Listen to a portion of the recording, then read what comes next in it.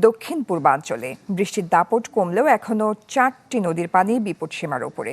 তবে দীর্ঘস্থায়ী বন্যার শঙ্কা নেই বলে জানিয়েছে বন্যা পূর্বাভাস কেন্দ্র। চট্টগ্রাম অঞ্চলের আবহাওয়া পরিস্থিতির উন্নতি হলেও আগামী 2 থেকে 3 দিন উত্তরাঞ্চলে ভারী বর্ষণের পূর্বাভাস দেওয়া হয়েছে। এতে নদীর পানি বেড়ে স্বল্পমেয়াদী বন্যা হতে পারে উত্তরের নিম্নাঞ্চলে। প্রিমিয়ার ওয়ার্ড্রোব, গুছিয়ে ফেলুন জীবনটাকে।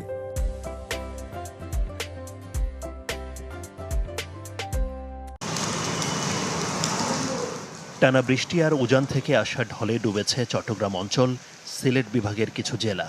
বিপদসীমার উপর দিয়ে বইছে উত্তরাঞ্চলের কয়েকটি নদীর পানি। বন্যা পূর্বাভাস ও সতর্কীকরণ বলছে, আগামী 2-3 দিন সিলেট, সুনামগঞ্জ, নেত্রকোনা, শেরপুর ও ময়মনসিংহের সারিগোয়াইন, জাদুকাটা, সোমেশ্বরী ও ভোগাইকংস নদীর পানি বাড়তে পারে।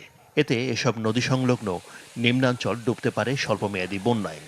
এরই মধ্যে প্লাবিত সিলেট সদর ও মৌলভীবাজারের কিছু এলাকার বাসিন্দারা পড়েছেন দুর্ভোগে।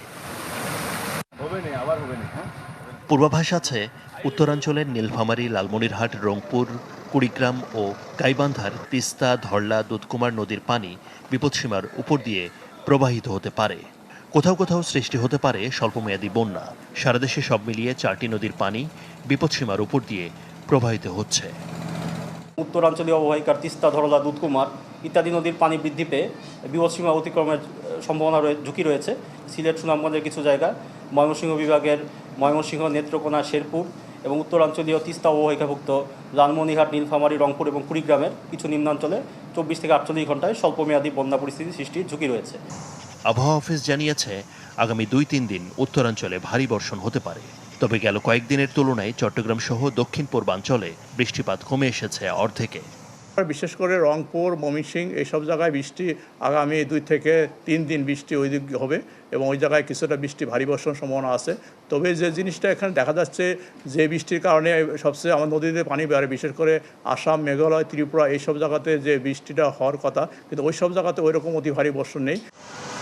আগামী 16 তারিখ নাগাদ সারা দেশে বৃষ্টিপাতের প্রবণতা কমে আসার পূর্বাভাস দিয়েছে আবহাওয়া অধিদপ্তর। আদ্দিন সজীব, চ্যানেল 24, ঢাকা।